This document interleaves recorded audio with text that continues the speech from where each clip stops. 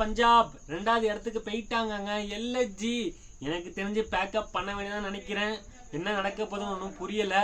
First toss win பண்ணி bowling போகிறேன்னு சொன்னாங்க. எத்தனை தடவை சொன்னாலும் அது கேட்க மாட்டாங்க.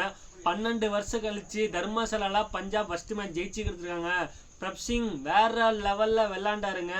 அங்கேயே ஒரு 91 அடித்தார். வேற லெவல் ஸ்டார்ட்டு. எஸ் பிரின்ஸ் ஆரியா உடனே அவுட் ஆகிட்டாலும் இங்கிலீஷை ஒன்று ஆக்கி ஒரு மொமெண்டத்தை கொண்டு வந்தாங்க. ஸ்ரேஷ் நல்லா ஆடி கொடுத்தாரு. சசாங் சிங் வேற லெவலில் ஃபினிஷ் பண்ணி கொடுத்தாருங்க. 230 அடித்தாங்க.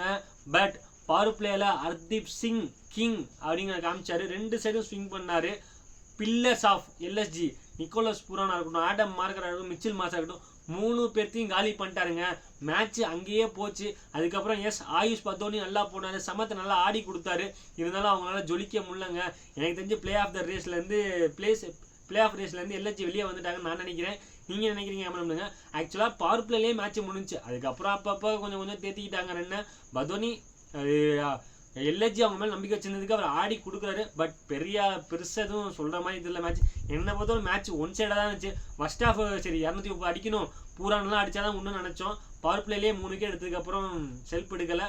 மேட்ச்சு ஓகே நார்மலாக போச்சு.